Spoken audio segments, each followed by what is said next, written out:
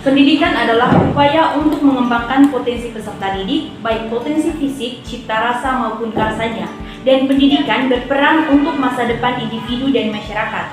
Namun, pendidikan tidak akan luput dari berbagai permasalahan seperti di samping adalah contoh koran, plagiarisme, dan beban dosen di Indonesia.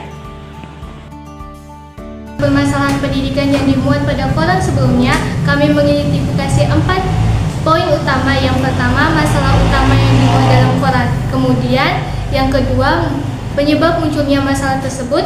Yang ketiga, dampak yang ditimbulkan dari permasalahan tersebut.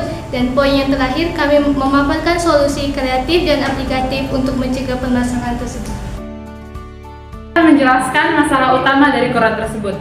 Masalah utamanya adalah kasus plagiarisme karya ilmiah yang dilakukan oleh seorang tenaga pendidik, yaitu salah satu dosen dari Universitas Nasional Jakarta.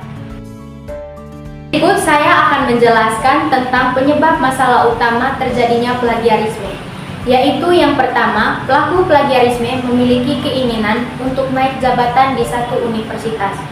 Yang kedua, pelaku plagiarisme terutama dosen memiliki beban untuk mempublikasikan suatu karya ilmiah, sehingga karena banyaknya beban tersebut, pelaku mengambil jalan pintas dengan menjiplak karya orang lain.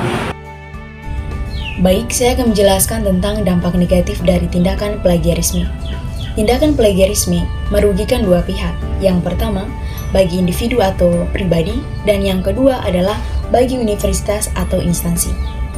Bagi individu, dampak negatif dari tindakan plagiarisme adalah yang pertama, menghancurkan nama baik di bidang akademik, dan yang kedua, mengurangi rasa kepercayaan diri.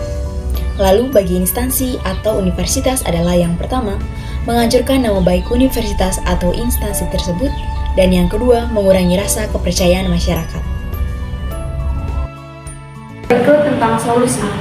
Jadi dari berbagai dampak yang telah dijelaskan, kami telah menjabarkan berbagai solusi yang kreatif dan aplikatif, yaitu yang pertama, meningkatkan pengawasan akademik pada suatu instansi atau universitas. Yang kedua, mencantumkan sumber yang jelas untuk semua kutipan yang diambil dari karya tulis ilmiah orang lain. Dan yang terakhir, berusaha mengerjakan dan menghindari penundaan dalam pekerjaan dengan cara membuat jadwal teratur lebih khusus untuk seorang dosen.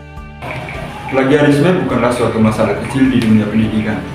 Plagiarisme perlu diatasi agar pendidikan di Indonesia dapat lebih maju.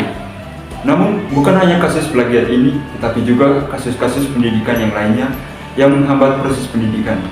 Untuk masalah-masalah ini, perlu adanya kerjasama dari tenaga pendidik, peserta didik, dan pemerintah.